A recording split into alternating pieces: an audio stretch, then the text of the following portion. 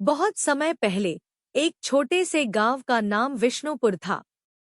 यह गांव न केवल अपने घने जंगलों और रहस्यमय नदियों के लिए प्रसिद्ध था, बल्कि इसके बीचों बीच स्थित समय का गुप्त द्वार के बारे में भी किंवदंतियां फैली हुई थी।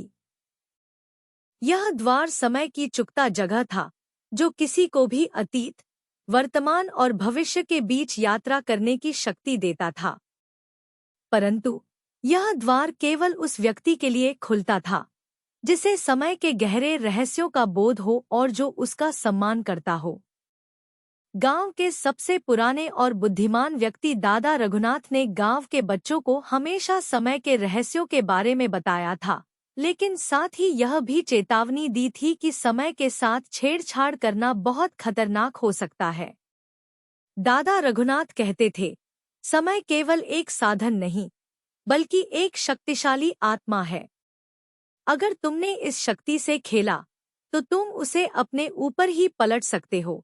लेकिन गांव के सबसे जिज्ञासु लड़के नीरज ने कभी इन चेतावनियों पर ध्यान नहीं दिया। उसे लगता था कि वह अपने भविष्य में जाकर भविष्य को देख सकता है। एक दिन उसने एक रहस्यमय किताब पाई जो समय के द्वार और उसके भीतर छुपी शक्ति के बारे में थी। नीरज ने एक रात, जब चांद की रोशनी गांव में छाई थी, समय के द्वार को खोलने की कोशिश की। वह मंदिर में गया, जहां पुराने खंडहर और ढहते हुए दीवारों के बीच द्वार छुपा हुआ था। जैसे ही नीरज ने वह मंत्र पढ़ा जो किताब में लिखा था, अचानक मंदिर की दीवारों में दरारें आ गईं और द्वार खुल गया।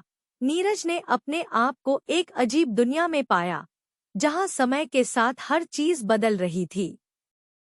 गांव में कुछ अजीब घटनाएं घटने लगी। रोजमर्रा की जिंदगियां एकदम असामान्य हो गईं।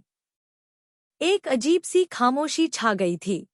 नीरज को एहसास हुआ कि उससे गलती हो गई है। अब वह समय को नियंत्रित नहीं कर पा रहा था, बल्कि समय ने उसे ही अपने जाल में फंसा लिया था।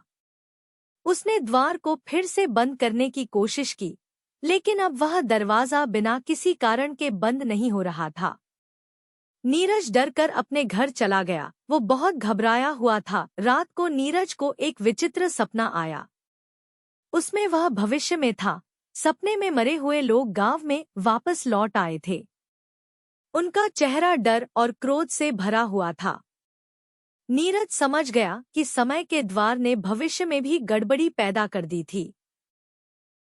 अगर वह अब समय को सही नहीं करता तो वह खुद और पूरा गांव भूतकाल का शिकार बन जाएगा। अगली रात जब नीरज ने द्वार को फिर से बंद करने की कोशिश की, तो एक और अजीब घटना घटी। द्वार के अंदर से एक आवाज आई, समय के साथ कोई नहीं खेल सकता। तुमने द्वार खोला और अब तुम इसकी कीमत चुकाओगे। यह चेतावनी सुनकर नीरज ने अपनी गलती स्वीकारते हुए कहा, अब वो ऐसा कभी नहीं करेगा। उसे माफ कर दे, उसको प्रायश्चित करते देख।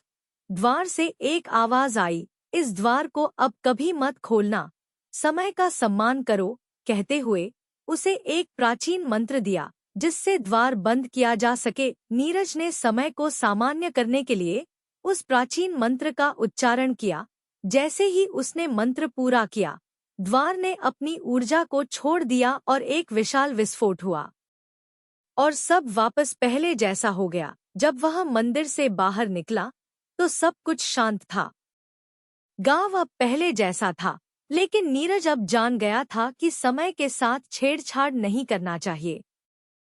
समय को बहने देना चाहिए, क्योंकि समय का सबसे बड़ा रहस्य उसे स्वीकारने में है, न कि उसे बदलने में।